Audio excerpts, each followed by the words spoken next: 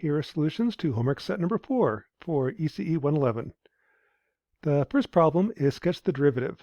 The derivative, think of it this way. If this is the balance in my bank account, the money I'm depositing is the derivative. So if my balance is going up, I'm adding money. If my balance is going down, I'm withdrawing money or subtracting money. The derivative is the slope. So initially, the slope is 0. Over this time frame, the slope changes by 2 in 1 second, so the slope is plus 2. Here the slope drops by 4 in 1 second, drops down to minus 4. Back up to 0. Now the slope is 1, 2, 3, 4, 5, 6 in 7. 7 in 2 seconds, plus 3.5. So here's 3.5. Then it drops down to 1, 2, 3, 4, 5, minus 5 in 1 second, drops down to minus 5, then back down to 0. So there's the derivative. Should look like this. The integral is the opposite of the derivative. If I have the integral, it's the area under the curve. So if I draw the 0 line, right here the area is 1/2 base times height. So that is height of 2 with the 1.5, area is plus 1.5. Here the area is minus 4, 1/2 base times height, so that's like half times 2 times a half, minus a half, minus 1/2, 1, 2, 3, 4, minus 5. Then right here, the area is 1/2 base times height. The base is 1, 2.5. The height is 1, 2, 3, 4, 5, 5. So 1/2 of 2.5 times 5. Bring up my calculator here. Is 6.25. So I start right here. I go up 1.5. Oops, right here. I go up 1.5. Then I go down 5. So here's 1, 2, 3, 4, 5. I wind up down here. And you can kind of see right here, I go down a half. I go down 2. I go down another 2, then a half. Then I go up 6.25, which is 1, 2, 3, 4, 5, 6.25. I wind up right here. So the total area under the curve is the integral. And there's a thing called the integration constant. This is like the bank. If I'm adding money, withdrawing money, adding money, where I wind up is my integration constant. The bank isn't supposed to lose your money. If I had $2.75 in my bank account, 2 days later I should still have $2.75 in my bank account. That's your integration constant. Integrators hold values. So that's problem number 2. Problem 3 looks at how do you find the derivative using numerical techniques. This is the beauty of MATLAB. If I can't find the derivative by hand, all I need to do is input the function into MATLAB and solve it using numerical methods. One way to find the derivative is if I have a function like this. I want to find the derivative at this point. Take a point plus 1, minus 1. Find the change in y for change in x. That slope is the derivative at this point, approximately.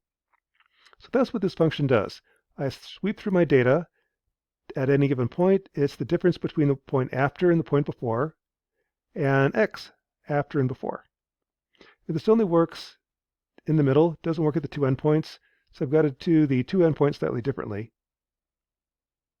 Once I have that function, I can use it. So if this is x, goes from minus 10 to plus 10, steps at 0.01. Here's my sign, my y. I'm going to plot x versus y, x versus the derivative of y in red. And that's what it looks like. Here's the derivative. Here's y. I'm using prime notation. Y prime means the derivative.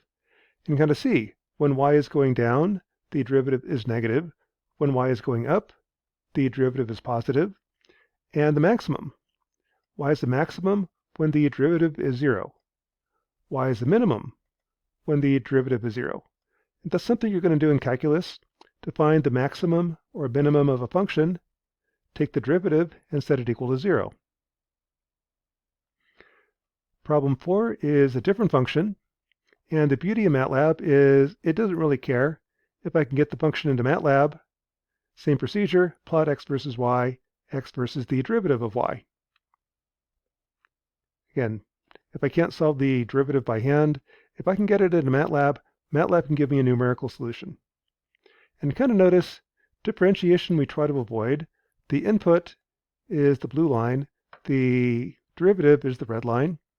I've got a little bit of noise on y. When I take the derivative, it's really noisy. Differentiation is a noise amplifier. That's kind of why we avoid it. I can also integrate using numerical methods. This is using trapezoid rule. If I want to know what's the area over this range right here, I find the area of that trapezoid, which is 1/2 of y1 and y2 times the width.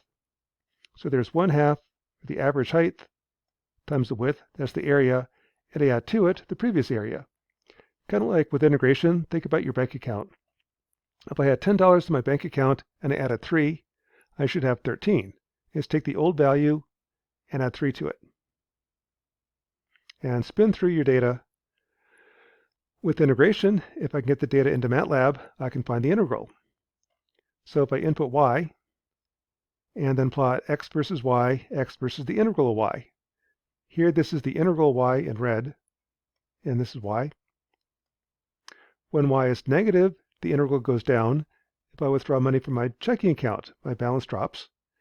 If y is positive, the integral increases.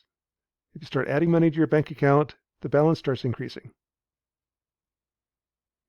And note that numerical integration works for any function. If I change the function, same procedure as before, plot x versus y, x versus the integral y, calculated using numerical techniques. So here's y, here's the integral of y. And note that we actually like integration. Integration cleans up noise. A little bit of noise on the blue line, the integration smooths it out. That's why in practice we prefer integration over differentiation. That's kind of the opposite what you'll see in calculus. In calculus, you probably prefer differentiation over integration. It's easier to do by hand. But in practice, integration cleans up signals, differentiation amplifies the noise. Something you're going to see later.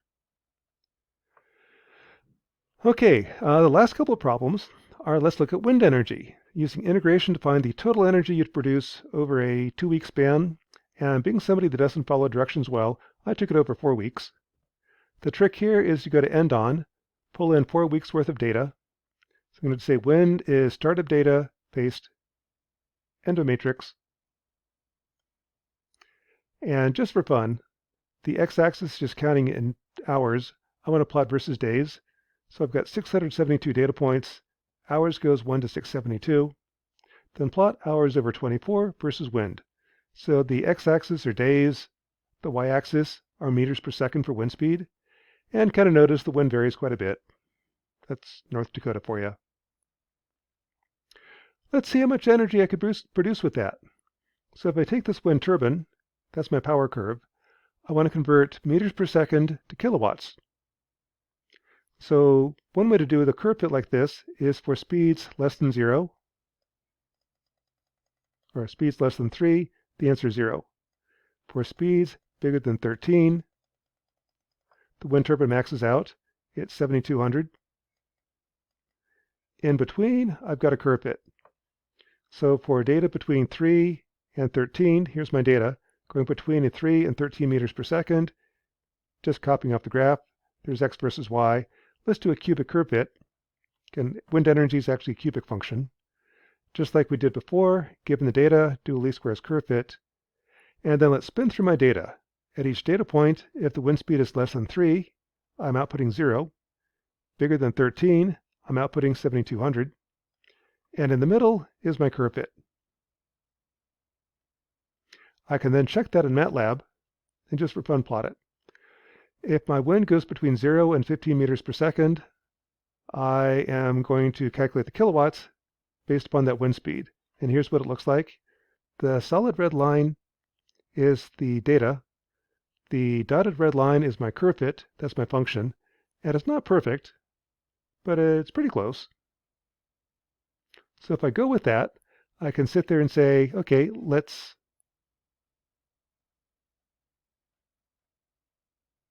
guess I didn't do that. Here what I would do is say plot hour over 24, and then the power curve.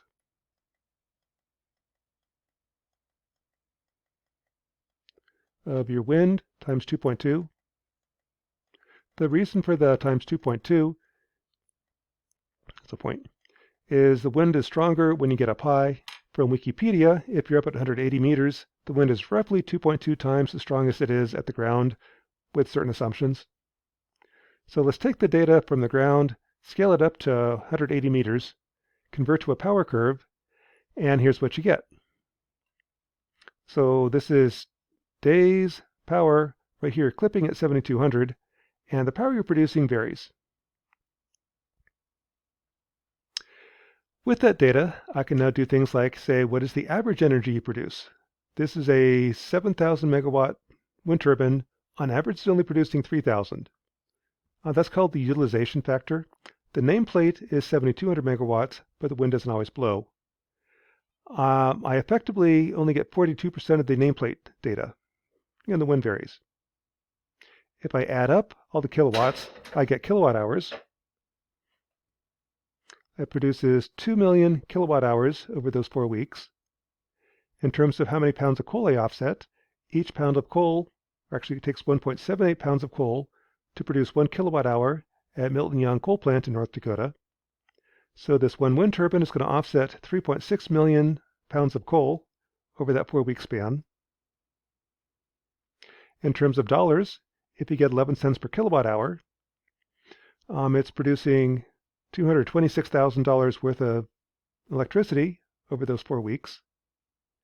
In terms of payback time, from the EEI, Energy Information Administration, it costs about $1,300 per kilowatt to install a wind turbine. That's without subsidies, just raw cost. If you get 11 cents per kilowatt hour, I can count how many days it takes to pay for itself. It's going to take about 1,100 days, or 3.17 years. That actually says that wind energy is really profitable. The rule of thumb in business is 7. If a device pays for itself in 7 years, it's a good investment. This will pay for itself in about 3 years. That's homework set number 4 for ECE 111.